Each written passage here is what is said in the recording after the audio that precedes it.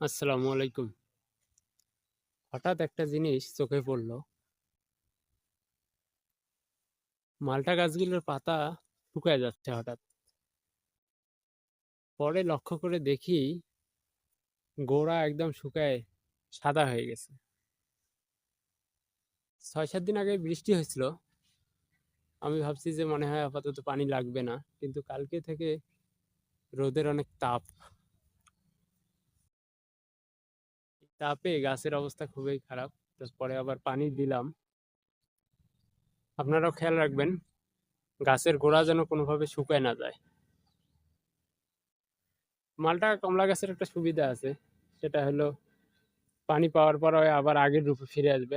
কিন্তু যদি এগুলো আবার লিচু অথবা ওই ধরনের ওই অন্য অন্য জাতের গাছ হয় তাহলে কিন্তু অবস্থা খারাপ, একটা পাতাও গাছে টিকবে না।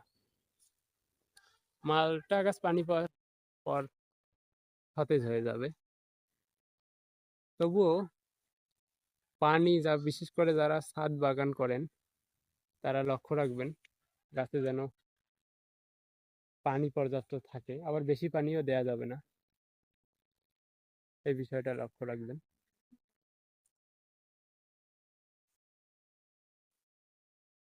এই মালটা গাছ দেখে আবার আরেকটা জিনিস আমার মনে পড়লো যে আসলে আমাদের পেঁপে বাগানের কি অবস্থা।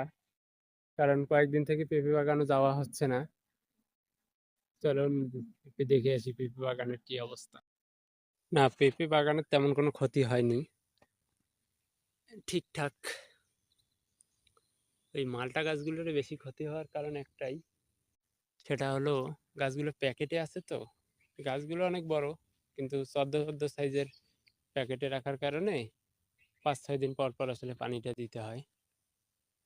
ও আর একটা জিনিস আপনারা লক্ষ্য করতেছেন হয়তো যে এই পেঁপে গাছটা এত বড়, কিন্তু এই পেঁপে গাছ এত নতুন কেন, ছোট কেন লাগানো হয়েছে?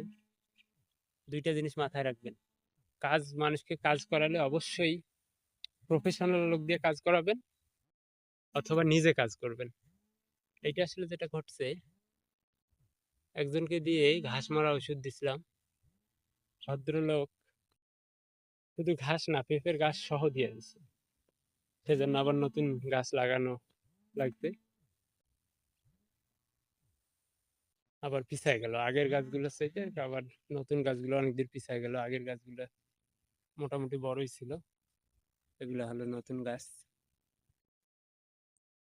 এটা আমাদের কমলা বাগান, কমলা বাগানের মাঝে যে ফাঁকা জায়গা সেখানে পেঁপে লাগাই দিছি।